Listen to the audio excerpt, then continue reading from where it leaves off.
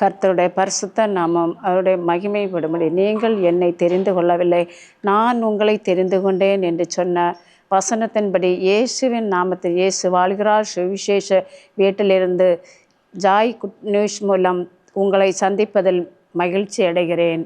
ஆமேன். அல்லேலூயா. தேடி இயேசு வந்தார், என்னை தேற்றி வாழ வைத்தார்.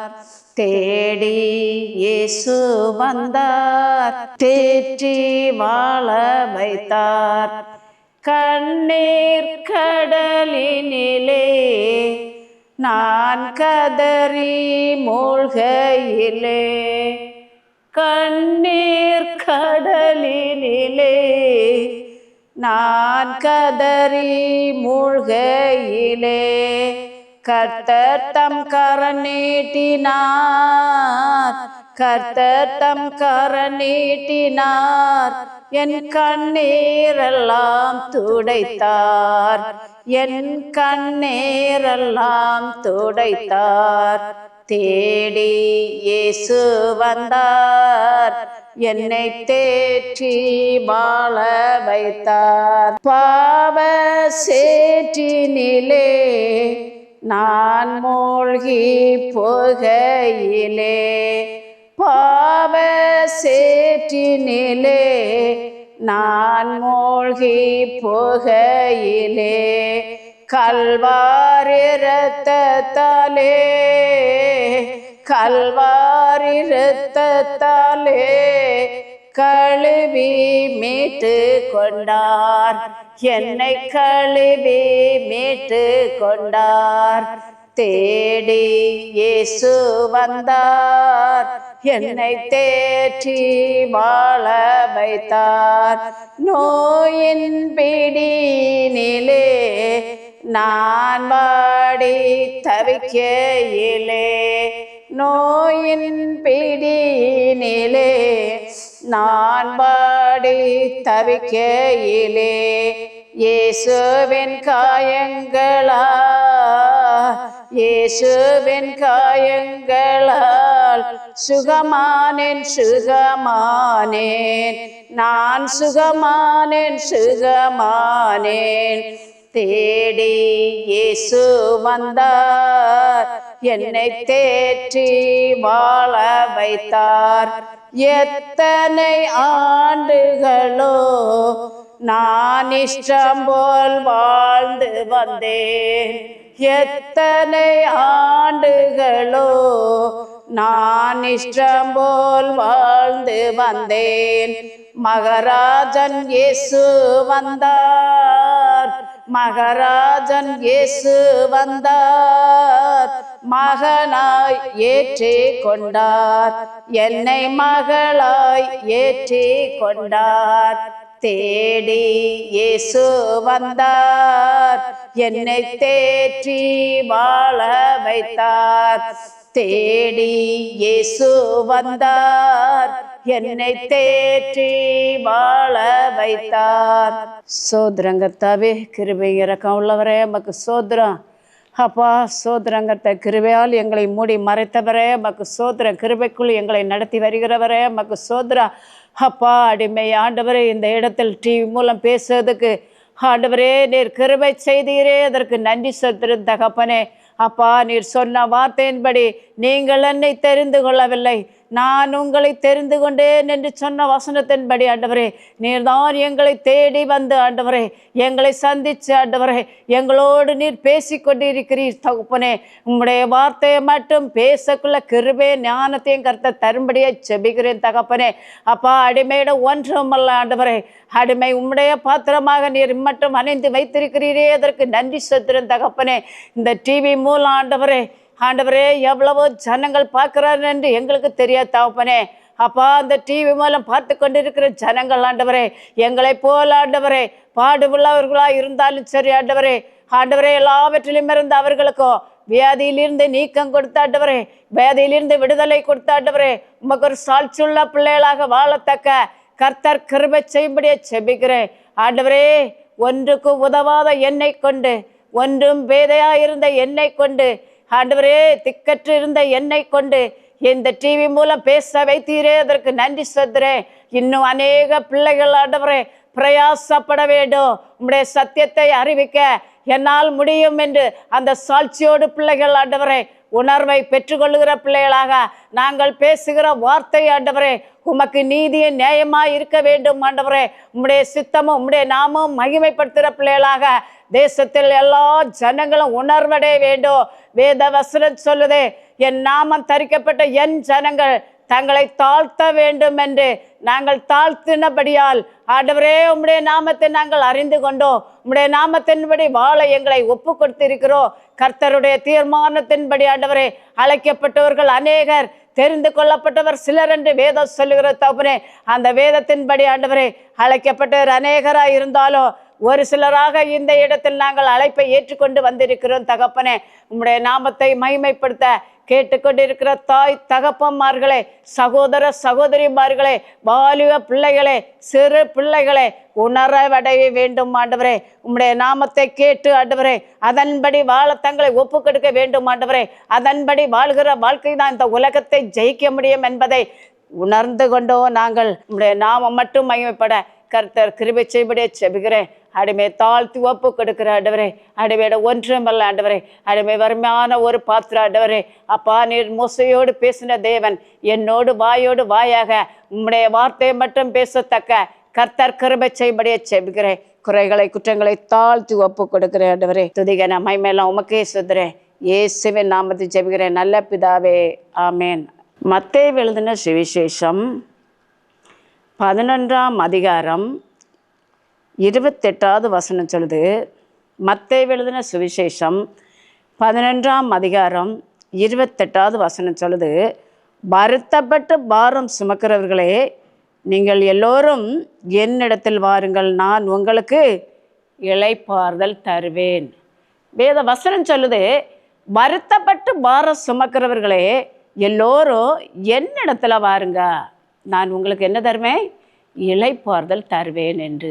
பாருங்க தேவ ஜனங்களே, மனுஷனிடம் போய் கேட்க சொல்லவில்லை வேதம். வேதம் சொல்லுது, வருத்தமாக இருக்கிறவங்களே, சஞ்சலத்தோடு இருக்கிறவங்களே, தவிப்போடு இருக்கிறவங்களே என்னிடத்துல, இயேசுவின் இடத்துல வாருங்கள் என்று அவர் சொல்லுகிறார். இயேசுவை தான் நம்ம பின்பற்ற வந்திருக்கிறோம், இயேசுவை தான் நம்ம நாடி தேட வந்திருக்கிறோம். அவர் மனுஷனை பார்த்து சொல்லலை. மனுஷனை பார்த்து என்ன சொல்ல முடியும்? மனுஷனை போல வாழ வேண்டும் என்று அவர் ஆயத்தப்படுத்தி இருக்கிறார் நம்மளை.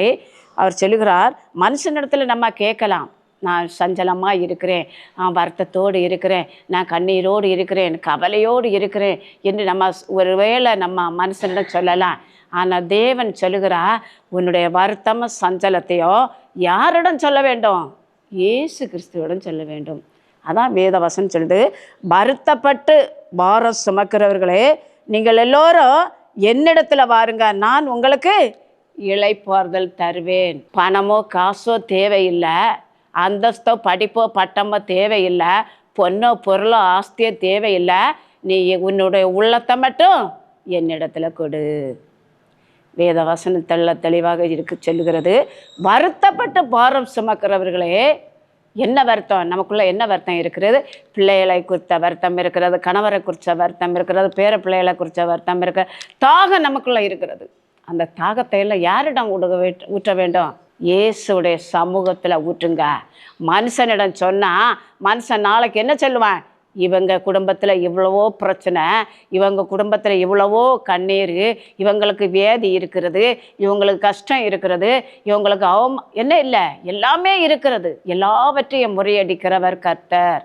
நம்ம அந்த மனுஷனிடம் சொல்லுகிற வார்த்தையை இயேசு கிறிஸ்துவிட்ட செல்லும் பொழுது இயேசு கிறிஸ்து நமக்கு புது ஜீவனையும் புது பலனையும் தர வல்லமையுள்ளவராக இருக்கிறார்.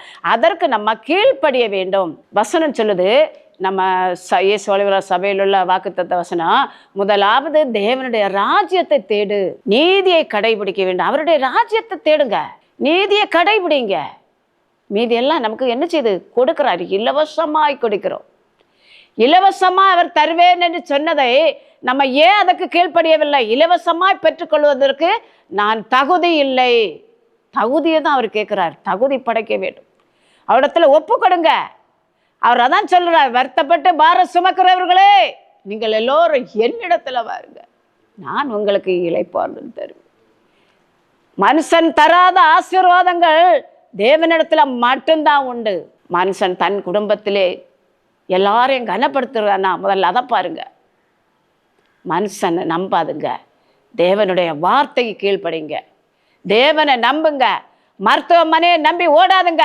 அவர் எழுதவில்லை நீங்க மருத்துவமனை எந்த பெரிய ஆஸ்பத்திரி உலகத்துல இருக்கிறோ அதில் போய் மருந்து மாத்திரை வாங்கி சாப்பிடுங்க என்று எழுதவே இல்லை. அவர் சொல்லுகிறாரு, வருத்தத்தோடு நீ இருக்கிறியா, வியாதியோடு இருக்கிறியா, என்னிடத்துல பாருங்க, ஆறுதலான வார்த்தைகளை கேட்டு மனம் திரும்புங்க. அவர் யாருக்காக அடிக்கப்பட்டாரு? நமக்காக, நம்முடைய பாவங்களுக்காக அவர் சிலுவையிலே பலியானார் என்று வேதம் சொல்லுது. நம்ம ஒரு நிமிடம் நம்மளை சிந்தித்து பாருங்க, நம்மை தாமே சிந்தித்து அறிந்து கொள்ளுங்க. தேவன் உண்மை உள்ளவராயிருக்கிறார். தேவன் ஆராய்ந்து முடியாத காரியங்களையும் எண்ணி முடியாத அதிசயங்களையும் ஏன் செய்ய வேண்டும்? உங்களுக்கு சிந்தித்து பாருங்க. அவர் நல்லவராய் இருக்கிறார். அவர் என்ன செய்கிறார்? வல்லவராய் இருக்கிறார். அவர் கோபம் கொண்டா ஒரு நிமிடம் நம்மளால தாங்கிட முடியாது. அந்த கோபத்துக்கு உள்ளாகாதபடி கர்த்தருடைய நாமம், அவருடைய நாமம், அவருடைய பரிசுத்த எல்லா நாமமும், அதனால தான் நம்ம ஆசீர்வதிக்கப்பட்டு இருக்கிறோம். அதனால தான் நம்ம இன்று மேன்மையை காண்கிறோம். வருத்தத்தோடு சஞ்சலத்தோடு நம்ம கோபத்தோடு வந்திருக்கலாம். நம்ம இருதயம் அதற்கு இடம் கொடுக்கவில்லை. கோபப்படாதுங்க, பொறுமையோடு இருங்க, பொறுமையோடு காத்துருங்க. கர்த்தருடைய பாதத்தில், மனுஷனு பாதத்தில் அல்ல, இயேசு கிறிஸ்துனுடைய பாதத்தில் வந்து அமர்ந்திருந்து விண்ணப்பம் பண்ணுங்க.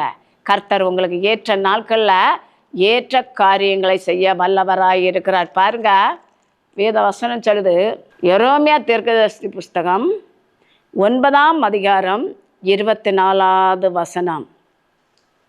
பாருங்க, அந்த வசனம் சொல்லுது, மேன்மை பாராட்டுகிறான் பூமியிலே கிருபையும் நியாயத்தையும் நீதியையும் செய்கிற கர்த்தர் நான் என்று என்னை அறிந்து மேன்மை பாராட்ட கடவான் என்று கர்த்தர் சொல்லுகிறார். இவைகளின் மேல் பிரியமாயிருக்கிறேன் என்று கர்த்தர் சொல்லுகிறார். உணர வேண்டும். உணராத இருக்கிற ஜனங்கள்கிட்ட போய் செல்லுறோம். அவன் கேட்டு நம்மளை நிந்திக்கிறான், நிந்திக்க தான் செய்வான்.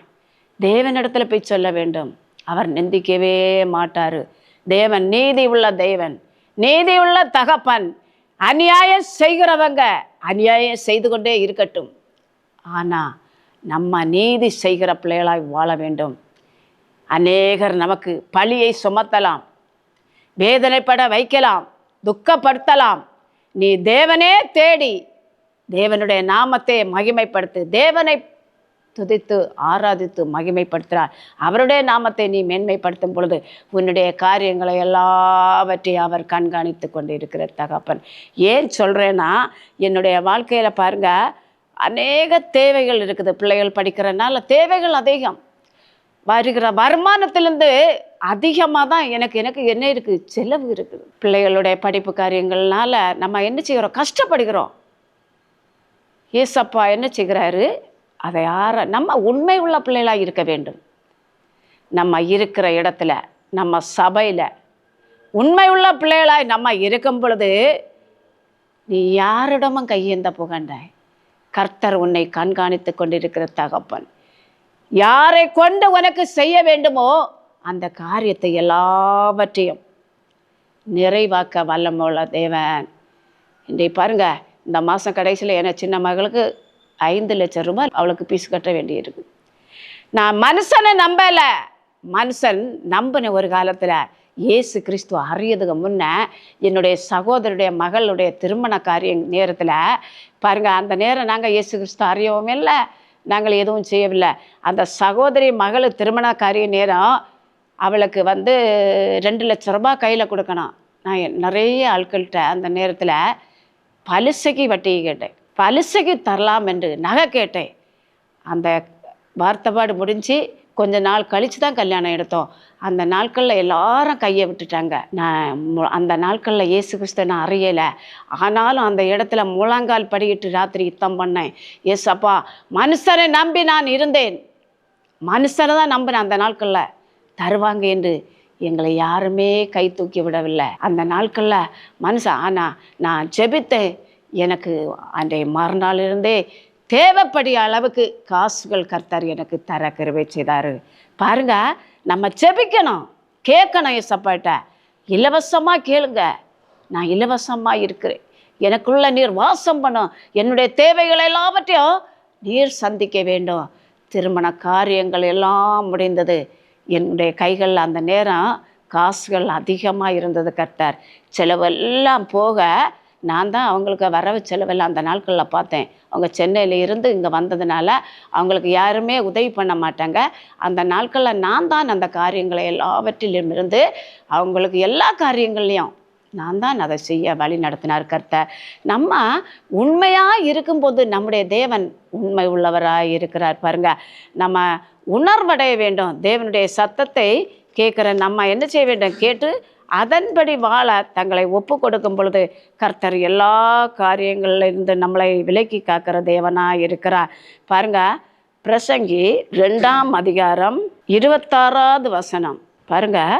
தேவன் தமது பார்வைக்கு நல்லவனாய் இருக்கிறவனுக்கு ஞானத்தையும் அறிவையும் இன்பத்தையும் அளிக்கிறார். பாவம் செய்கிறவனுக்கோ தமது பார்வைக்கு நல்லவனாய் இருக்கிறவன் வாசமாய் வைத்துவிட்டு போகும் பொருட்டு சேர்த்து குவித்து வைக்கும் தொல்லையை அவர் நியமித்திருக்கிறார். இதுவும் மாயையும் மனதுக்கு சஞ்சலமாயிருக்கிறது. பாருங்க, மாய மனுஷன் சம்பாதிக்கிறது, மாய உலகத்தில் சம்பாதித்து கொண்டு இருக்கிறார், அநியாயம் செய்து கொண்டு இருக்கிறார், அக்கிரமம் செய்து கொண்டு இருக்கிறார். அதே போல தான் பாருங்க, உலகத்தில் எதுவுமே நம்மளை என்ன செய்யாது, மேற்கொள்ளாது. மனுஷன் ஒருவேளை நம்மளை துரத்தலாம், பிறருடைய பேச்சுகளை கேட்டு துரத்தலாம், இழிவான பேசலாம். கர்த்தர் ஒருவர், அவருக்கு நம்ம நீதி செய்கிற பிள்ளைகளாக இருக்க வேண்டும். தேவன் தமது பார்வைக்கு நல்லவனாய் இருக்கிறவனுக்கு ஞானத்தை அறிவையும் இன்பத்தையும் ஏன் அளிக்கிறாரு? கர்த்தர் அவனுக்கு ஞானத்தை ஏன் கொடுக்குறாரு? சாலோமன் கேட்டு வாங்கினார், ஞானம் எனக்கு வேணும்னு. சாலோமனுக்கு கொடுத்த ஞானத்தை விட அதிக ஞானத்தை கர்த்தர் நமக்கு தர வல்லவராக இருக்கிறார்.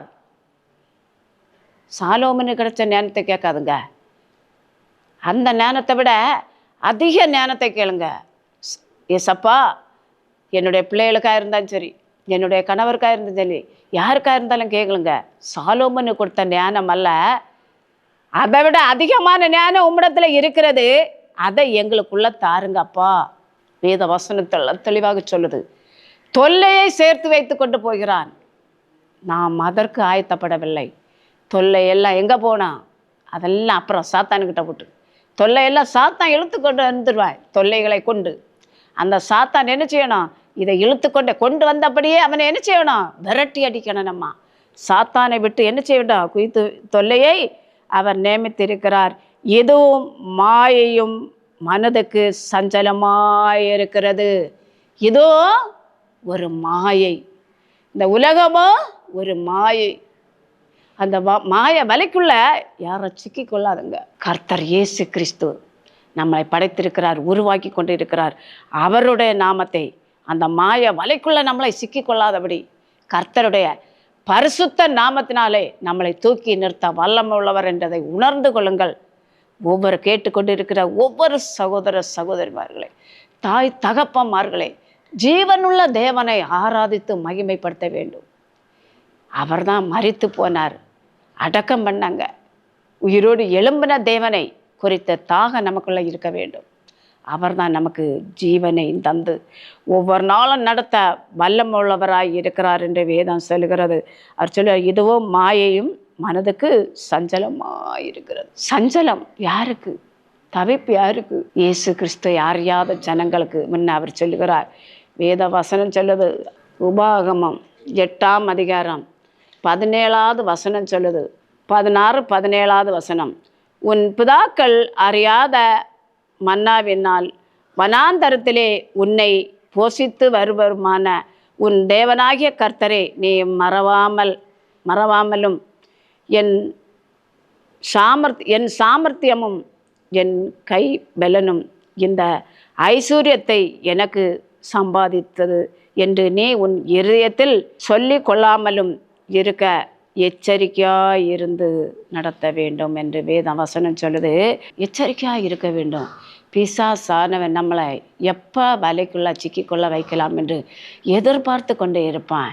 நம்ம அந்த மாய வலைக்குள்ளே சிக்கணும்னா நம்மளால் என்ன செய்ய முடியாது, மீட்டு எழும்ப முடியாது. அந்த மாய வலைக்குள்ளே நம்ம சிக்கி கொள்ளாதபடி இயேசு கிறிஸ்துவை நம்ம அறிந்தேன் அந்தபடி வாழ வேண்டும். சத்தியத்தை அறியுங்கள், சத்தியம் உங்களை விடுதலையாக்கும் என்று வேதம் சொல்லுகிறது. உண்மையான சத்தியத்தை நம்ம கேட்குற பிள்ளைகளாக அதன்படி வாழுகிற பொழுது தான் சத்தியம் உங்களை என்ன செய்ய வேண்டும், விடுவிக்க வேண்டும். சத்தியம்தான் நம்மளை விடுவிக்கிறது என்று உணர்ந்து கொள்ள வேண்டும்.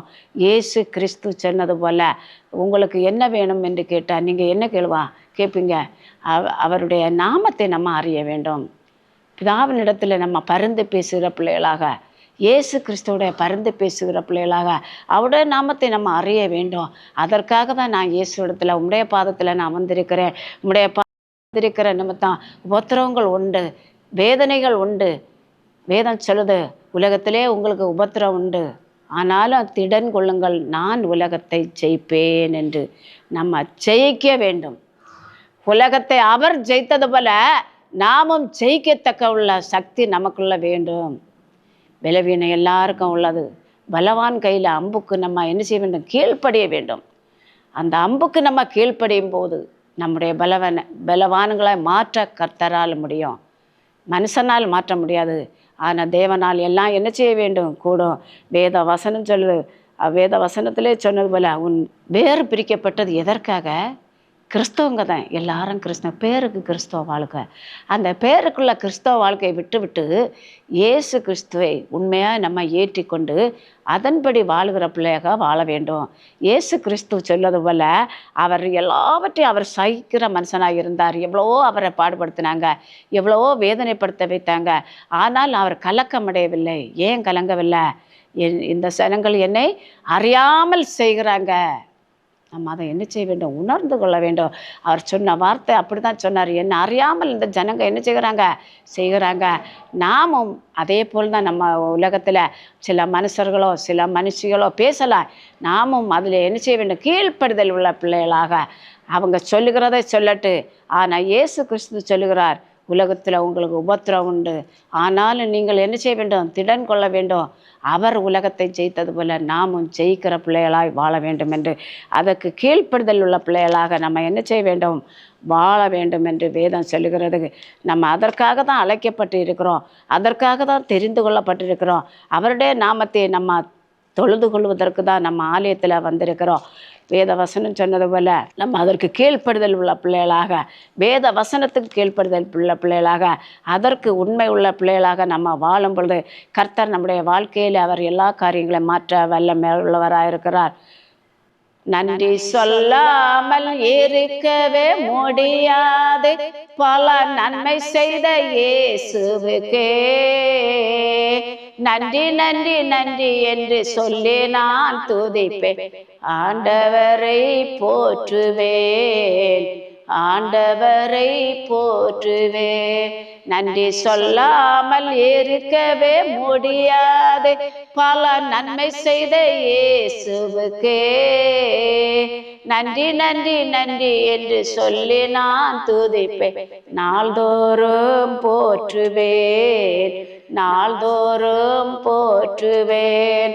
எத்தனையோ நன்மைகளை என் வாழ்வில் செய்தார், ஏராளமாய் நன்றி சொல்வேன். எத்தனையோ நன்மைகளை என் வாழ்வில் செய்தார், ஏராளமாய் நன்றி சொல்வேன். அத்தனையோ நினைத்து நினைத்து நான் துதிப்பேன். ஆண்டவரை போற்றுவேன், ஆண்டவரை போற்றுவேன். நன்றி சொல்லாமல் இருக்கவே முடியாது, பல நன்மை செய்த இயேசுவுக்கே நன்றி நன்றி நன்றி என்று சொல்லி நான் துதிப்பேன். நாள்தோறும் போற்றுவேன், நாள்தோறும் போற்றுவேன். அல்லேலூயா. பாருங்க, நாள்தோறும் நன்றி சொல்ல கடமை நமக்கு இருக்கிறது. ஒவ்வொரு நாளும் அவருடைய சமூகத்தில் வந்திருக்கிறோம். நன்றி சொல்லுகிற பிள்ளைகளாக, இதுவரை காத்தீரே அதற்கு நன்றி, எனக்கு பலன் தந்தீரே அதற்கு நன்றி, எனக்கு சுகம் தந்தீரே நன்றி. எவ்வளவோ காரியங்களை சொல்லி சொல்லி நல்ல கால்களை தந்திருக்கிறார், நல்ல கைகளை தந்திருக்கிறார், நல்ல சரீரத்தை தந்திருக்கிறார், நல்ல வாய்களை தந்திருக்கிறார். ஏதாவது ஒரு குறையில்லாதபடி கர்த்தருடைய சமூகத்தில் வந்திருந்த அவரை நன்றி உள்ள பிள்ளைகளாக வாழ வேண்டும். வேதவசனம் சொல்லுது, 1 கொரிந்தியர் 10:31 சொல்லுது, ஆகையால் நீங்கள் புசித்தாலும் குடித்தாலும் எதை செய்தாலும் எல்லாவற்றையும் தேவனுக்கு மகிமை என்று செய்யுங்கள். அவர் புசிக்கு ஆகாரம் தருகிறார், சரீரத்துக்கு பலனுக்கு நல்ல போஜனத்தை தருகிறார். கையின் பிரயாசங்களை எல்லாம் கர்த்தர் வாக்கிய பண்ணி அதிக தேவைகள் இருக்கிறது, எல்லாவற்றையும் அவருடைய சமூகத்தில் நம்ம செல்லும் பொழுது அவர் சொல்லுகிறார், ஆகையால் நீங்கள் புசித்தாலும் குடித்தாலும் எதை செய்தாலும் எல்லாவற்றையும் தேவனுடைய மகிமைக்கென்று செய்யுங்கள். தேவனுடைய மகிமைக்கென்று நமக்கு புசிப்பதற்கென்று தேவையான ஆகார சபையில் மன்னாவு கொடுக்கப்பட்டிருக்கிறது. கர்த்தருடைய பிள்ளைகளை கேட்டு உணர்வடைய வேண்டும். தேவைக்கு அதிகமாய் அவருடைய வார்த்தையை படிக்க வேண்டும், தியானிக்க வேண்டும். இயேசு கிறிஸ்து அறிந்தால் மட்டும் போதாது, ஞானமா செயல்பட வேண்டிய இடத்துல ஞானமா செயல்பட வேண்டும். அவர் சொல்லுகிறார், புசித்தாலும் குடித்தாலும் எதை செய்தாலும் எல்லாவற்றையும் தேவனுடைய மகிமைக்கென்று செய்யுங்கள். எல்லாவற்றையும் அவருடைய மகிமைக்கென்று நம்ம செய்ய பாத்திரவனங்களாக இருக்க வேண்டும். எல்லாவற்றிலும் அவருடைய நாமத்தை நம்ம கனப்படுத்தும் பொழுது தேவனுடைய சித்தம் வெளிப்படும். வேதவசனம் சொல்லுது, குயவன் வனைந்த மண்பண்டத்தை, அந்த மண் பானையை ஏன் அவர் தெளிவாக பின்னும் திருப்பி திருப்பி வனைந்தான் என்று வேதம் சொல்லுகிறது. அது அந்த குயவன் வனைந்த பானை அது சமமாக வர வேண்டும், அது ஒரு அழகான வடிவத்தில் வர வேண்டும். அந்த அழகை பார்த்தால் மனுஷன்கள் என்ன செய்வாங்க? அதை வாங்கி கொள்வாங்க. தேவனுடைய சித்தமோ அதே போல தான் இருக்கிறது. அந்த அழகான பானையை வாங்கி கொண்டது போல சிலருடைய இருதயமோ காடு மேடென்று இருக்கிறது. அதை சமப்படுத்தி தான் அவர் வனைந்தெடுப்பார். குயவன் வனைந்தது போல இயேசு கிறிஸ்துவோ நம்மளை வனைய வேண்டும் என்றால் அவர் என்ன செய்கிறார்? அந்த பானை அவன் குயவன் வனைந்தது போல அழகாக வனைந்தது போல நம்முடைய சரீரத்தில் என்ன இருக்கிறது? கரடு முரடான இருதயம், கரடு முரடான பேச்சுகள். அதிலிருந்து என்ன செய்ய வேண்டும்? பண்படுத்த வேண்டும். அந்த குயவன் வனைந்த பானையை போல ஆண்டவர் என்ன செய்வார்? நம்மளை அழகுபடுத்துவார். நீ பேதையா இருக்கலாம், நீ ஞானி என்று நான் சொல்லவில்லை, பேதை என்று சொல்லவில்லை. கர்த்தர் வனைந்து குயவன் கையில் கொடுத்தது போல அந்த களிமண் எவ்வளவோ அதை சவிட்டி மிதிச்சு மிதிச்சு மிதிச்சு நமக்கு எவ்வளவோ சரீரத்தில் பாடுகள் இருக்கிறது, பலவீனம், கஷ்டங்கள், நிந்தனைகள், அவமானங்கள் மத்தியில் தான் கர்த்தர் என்ன செய்வார்? தூக்கி நிறுத்த வல்லமை உள்ள தேவனாய் இருக்கிறார். நம்மளை சரி செய்ய வேண்டும். 1 கிலோ அரிசியோ 1 கிலோ பருப்போ நம்ம வாங்க போகிறோம் கடையில், அந்த திராசு சமமாக நிற்கும் பொழுது தான் நமக்கு அந்த பொருளை கொடுக்கணும்.